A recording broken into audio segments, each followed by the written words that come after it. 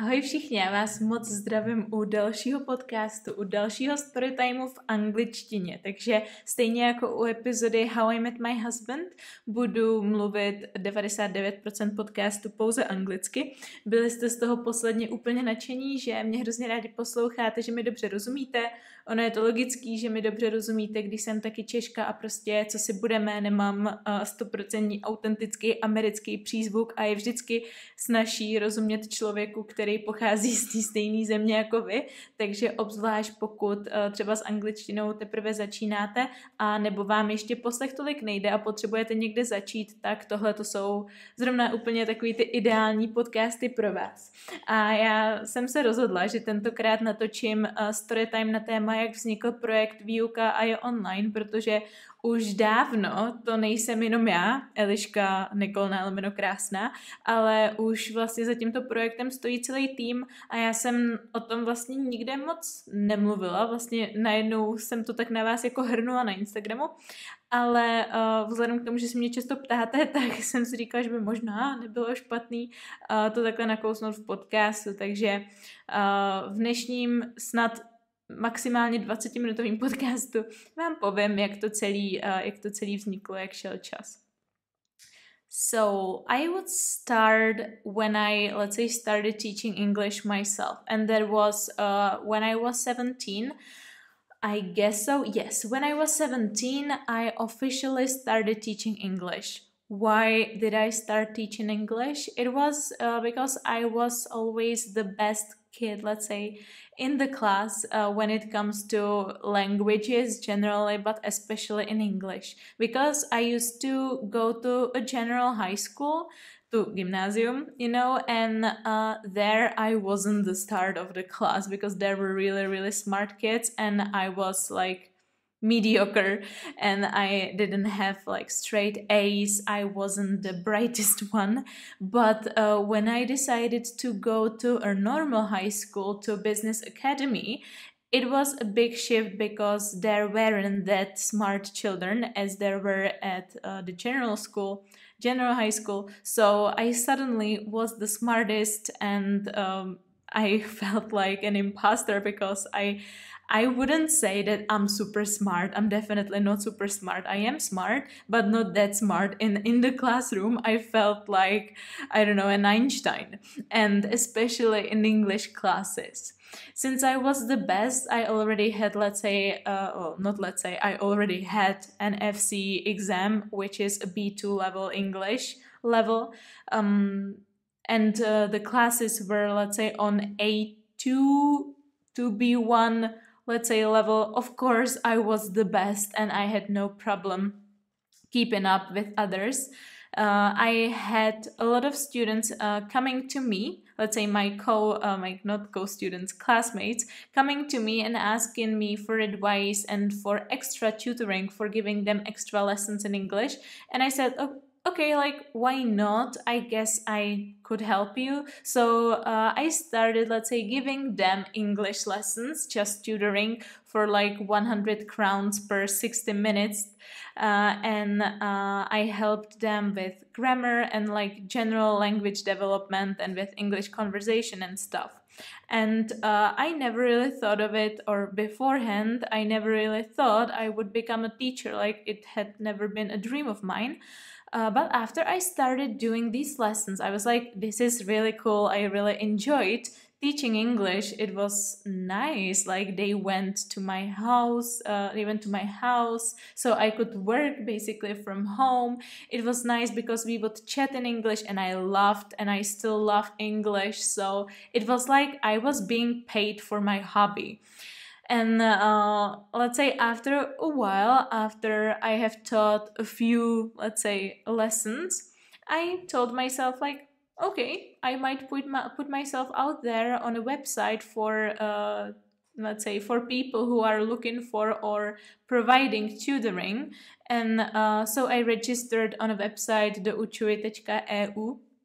And it was very doučování v Plzni.cz. It was very popular when I was how old? When I was 16, 17, it was very, very popular to actually find for parents or students to find their teachers on this website. And I registered there, and I immediately got like 5 students from the website. Because the students really liked me. I still don't really know why, because let's say at that time I had no, let's say, education. I didn't know how to teach English. I was just like doing it intuitively and learning on the go. I guess it was mainly for my bubbly personality. I'm a very, very nice person, and I'm not even ashamed to say it, but people really like being around me. And because I always make, let's say, a good atmosphere, I always make people feel good about themselves. So I guess that was the main reason why the students really enjoyed, and I guess still enjoy, having lessons with me. And because they were satisfied, of course, they were, let's say, talking about me with their friends, and soon I had a lot of students from recommendations of the students that I was teaching previously.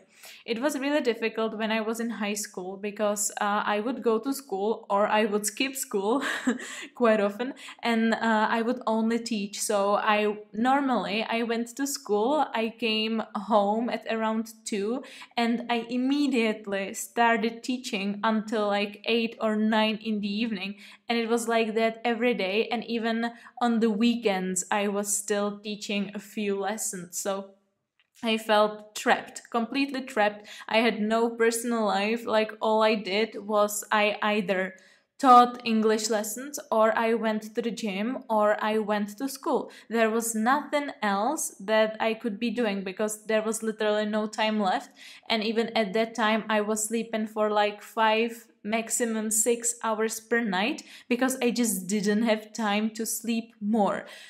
It was crazy. I thought it was gonna change after I finally finished high school, and I thought that I would finally have some free time, because I wouldn't have to go to school anymore. I wasn't planning to go to university. Oh gosh, no way. Like, that would be a horror movie for me. If I had to go to I'm gonna stop joking. I wanted to say that if I were to go to university, I would rather kill myself, but that's not true, of course. But, well, you know what I mean by that. I just really hate schools. And that's the worst thing you can do to me, lock me up in a classroom. And so I thought that after I finished high school, that I was just gonna have more free time, and I don't know, I'm gonna start living my life. But plot twist, I didn't. What happened instead was that I took in more students, and instead of going to school, I was just teaching. So I usually started teaching at 6 o'clock in the morning. Yes, at 6 o'clock in the morning, I was already in a company, and I was teaching company lessons. Then at 10, I guess, at 10 or 12, I usually went to the gym, and then I went to my classroom where I was teaching for the rest of the day. And this was every day, literally every day was like this. So I had no spare time for anything again but teaching, or going to the gym, or just existing, like eating, drinking, and of course not alcohol, and sleeping. But I didn't even have a lot of time for that, as I already said. And of course, this is not sustainable. You cannot live your life just being a slave to your own business. And it was really crazy. And I'm not even surprised that that I ended up burning out. It came really like suddenly out of the blue. I didn't really see any warning signs before I burned out. It happened one afternoon when I, let's say, normally went to teach lessons in the company. Then I went to the gym, and then I came home. I ate my lunch, and I was about to teach my afternoon block of students, which was like from 2 until 8 in the evening. And the first student came. I remember her name was Barbara. I really liked her. She was a really nice girl. I was helping her prepare for maturita. And I never had any problem with her. Actually, I never had a problem with any of my students. I really liked her, but I just couldn't bring myself into listening to her. We started the lesson as normally. I asked her, of course, how she was, but I just couldn't concentrate. It's really difficult to describe the feeling because I remember sitting there looking at her, really trying to listen to her, trying to understand what she was saying, but in my head there was this really nagging voice telling me, you need to stop, you need to stop, you need to stop. And over this voice I couldn't hear anything else, and like I don't know how to describe it. It felt like a massive panic attack. And like after like 5 minutes into the lesson, I had to tell her, I'm so sorry, Baru, but I feel so sick. I just need to send you home. This never happened before. Like I would never under any circumstance cancel a lesson. And in that moment, it was the first time I had to cancel a lesson very, let's say, last minute, and even, let's say, cancel a lesson during having a lesson. And she was, oh God, luckily she was understanding, and she just went home and she didn't say a bad word or anything, and I had to cancel all the students that were supposed to come after her. But I just remember going to my room, just blinding the blind, and I was sitting on the ground in a complete darkness, and I was just crying because I don't know what feeling it was. Like later I realized it was the burnout syndrome. And it was my first, let's say, hands-on experience with it.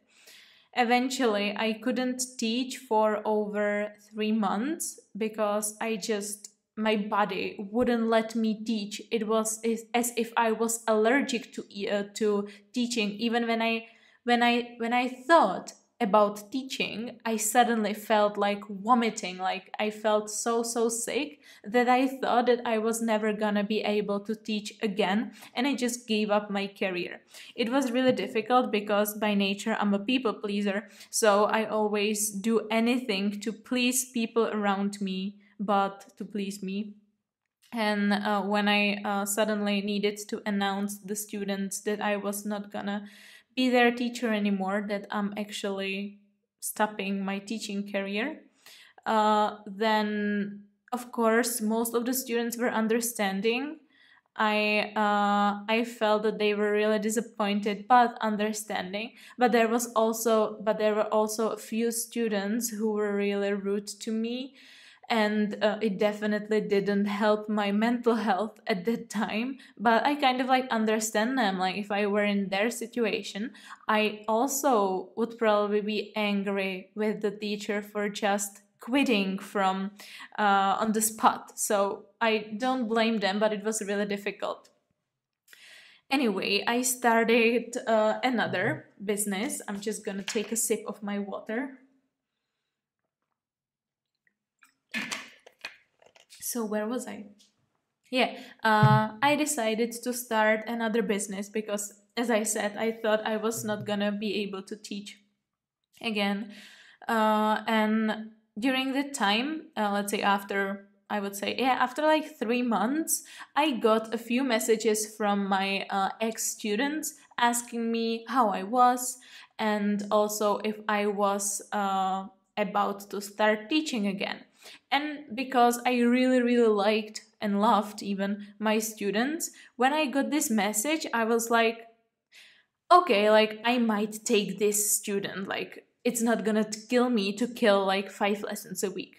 And slowly but surely, I got back into groove and I started teaching more and more and more. And I ended up on the same spot. Basically, I was hitting the same wall again, because what I did was not teaching 5 lessons a week, let's say, chill. But I started teaching again like 10, 20, 30, 40, 50 lessons a week. So I ended up in the same situation, and I was like, okay, Eliška, you can't do this to yourself anymore. You can't burn out again. And I was thinking like how to get out of this situation. And I don't want to sound, let's say, not grateful. I was super grateful, and I am super grateful for every student who decides to learn English with me or with us, with our team now. But at that moment I was like so overwhelmed because I couldn't say no, and I have always had troubles saying no. It has improved a lot. I have improved a lot and I have learned how to say no. But still, it's not really comfortable for me. At that time, though, I wasn't able to say no. So I was saying to every inquiry, like, yes, yes, yes, like, why not? One more student won't kill me. But as I said, it wasn't sustainable. And that's how, let's say, the story with taking in other teachers, let's say, where the other story starts. And the first teacher I actually took in was Laura. Laura was a girl, or she is a girl, who I met while doing the second, let's say, side hustle. And when we had our first call, actually, when we met each other on the phone, we didn't meet each other personally until like a half a year later, I would say. But when we were talking on the phone, she already told me that she had listened to many episodes of mine and that she knows that I'm an English teacher and that it's her dream to be an English teacher as well, that she loves English and all of that. And at that moment, I wasn't really in the mindset of taking in another teacher. I don't know, I never thought this would happen, so I just told her like, yes, it sounds like a nice idea, I guess we might help each other out in the future, but I wasn't really taking it very seriously because I wasn't even teaching a lot at that time. And but long story short, like 1 year later, I told her to, let's say, schedule a call with me to discuss the possibility of teaching for me. And the same goes, let's say, the same story is basically with David. He's another teacher of mine. And with him, it was slightly different. Yeah, actually, he was already teaching at that time. And from time to time, he would call me and ask me for some mentoring advice from a fellow teacher. And I gave him, of course, a few pieces of advice, and we would talk about teaching and stuff. But again, I never thought of actually taking him in as a teacher for this project. So in August 2022, I scheduled a Zoom call with both of them, and I told them that we might start working with each other. I presented them what their, let's say, job would be, what they would do, and let's say, of course, stuff like that. And they both agreed. They were both really excited about it. And that's why we started. It was really difficult for me in the beginning because of course, I always give my 100% into everything I do. And of course, when it comes to my business, I always gave, and I still do, like 150%, like more than is necessary. I'm like an extreme perfectionist when it comes to this. And I didn't really have the trust in other people for also showing and giving their 100%. That's why it was really difficult for me to delegate and actually give them my students, because of course, I love Laura and David, and it wasn't their problem, it was mine, because they are really great. But I'm just saying that it was like this.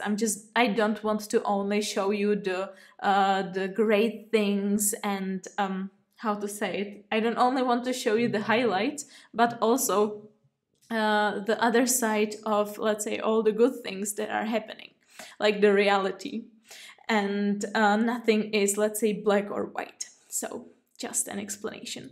But I did it, and I'm so grateful I did, because I immediately knew it was a good decision. They took in a few students of mine, and the students really loved them. They got amazing feedback, and in that moment I just knew it was a good decision, because suddenly I didn't need to have like 20 people on my waiting list and to teach 50 lessons and be completely burnt out, when I had other teachers who could also help students the same way, and we could have the same impact, but just multiplied by 3. Oh no, multiplied by 2, because there would be 3 of us. That means like I basically made myself a triplet. No, how to say? Strojnásobila jsem se, that's how I would say it, for better understanding. And because the project was still growing, and it is still growing, after, let's say, I don't know, it was maybe only a few weeks. After a few weeks, even Laura's and even David's capacity was full. And I was like, but I have still new students coming in, new students interested in taking lessons. So I put on my stories on Instagram an Instagram story where I was saying that, or where there was written that I was looking for another teacher. And the first person who responded to this story was Adelka. And so we immediately, let's say, scheduled a call, and I immediately fell in love with her because she was, and she is, amazing. And she had already, let's say, a lot of years of experience of teaching English. And she's actually, and let's say, she actually studies English even at university. So I was like, of course, I want this teacher on my team. And we became amazing friends. And again, like the students love Adelka. She has such a great feedback. And I would say that we are all basically the same. We are very friendly. We are very patient. We love what we do. And that's the reason why the students love working with us. And of course, we immediately started going out with each other. I mean, especially me, Laura, and Adelka. We became amazing friends, and that's the one thing that I love about it the most. It's not about the business, it's about the friendship. And I really found, thanks to this, I found friends for the rest of my life. I have no doubt that these are the girls that I'm gonna grow old with. I love you girls, I know you're listening to it. And then, of course, there were still more and more and more people interested in taking lessons with us. So it was time to find another teacher. And so I put on my Insta stories a story again, and that I was looking for another teacher. And the first person who responded to it was Daya. And oh my God, I'm so grateful for Daya. Again, like it was when we met on the Zoom for the first time, like it was an immediate match. Like we are the same type of personality. Like I don't understand how lucky I am to come across these people. Of course, then it was continuing. Then I decided to ask my student Lenka, who's an English teacher as well, and she's amazing. The same with Nikki. She was also my student, but she was like proficient in English. She was perfect. So that's why I also told her to come and teach for me. So now we are, let's say, a group of how many? Laura, David, Daya, Aďa, Lenka, and Nikki. We are a group of, with me, 7 Czech teachers, and there are also 3 native speakers on my team, because I really want to give students the opportunity to also have lessons with native speakers. So there is Nosy, there's Gareth, and there's Nima. And so we are basically a team of 10 people.